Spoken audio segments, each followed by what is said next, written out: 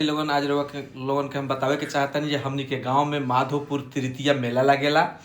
हर वर्ष में लागेला। तो आज मेला लागल बा और मेला में हम अंदर तो हमर रानी नहीं जा सकत काहे से कि रुआ लोगन के हम बहुत दिन से सोचतनी है कि जब से झूला उला गिरल त रुआ लोगन के वीडियो बनाई दिखाई, लेकिन का खरी टाइम के वजह से हम ना बना पावत रहनी।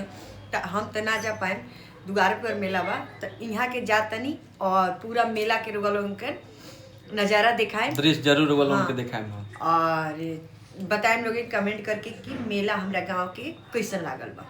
लोगन अब फर्नीचर के तरफ हम बढ़ चुकल बनी, ले चलते हैं। बहुत सारा फर्नीचर के स्पेशलिस्ट मेला है। देख ली लोगन, एक से एक आल पलंग भी यहाँ मिली। बहुत सारा लोग शादी ब्याह में देवेला अपना खरीदेला, तो वो लोगन भी यहाँ आके खरीद सकतनी। और ड्रेसिंग टेबल भी मिली यहाँ, और गोदरेज भी मिली। हाँ, एकदम सेट में पूरा पलंग मिली। तो वो लोगन से हम ये कहे के चाहता नहीं कि अगर घर में बेड उड लगावे के बाद तो भी वो लोगन आके यहाँ से खरीद सकता नहीं, कोनो दिक्कत नहीं है। और रेट से भी मिलेला। देखी लोगन पूरा फर्नीचर के पूरा देख सकता नहीं लोगन। देखी लोगन कितना बड़ा मेला लागल बा फर्नीचर के भी। ये स्पेशलिस्ट फर्नीचर के मेला है। ऐसे हमको हम जरूर अगर लोगन के फर्नीचर कुछ लेवे कोई तो जरूर यहाँ पहुँची लोगन और ले सकते हैं लोगन।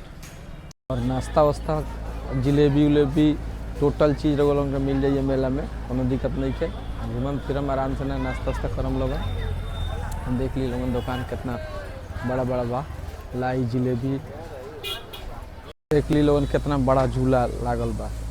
लोगन भी आई आनंद ली मेला के। देख ली लोगन, बहुत ही अच्छा जगह भी बा घूमेला, बहुत अच्छा जगह बताएं लोगन के। और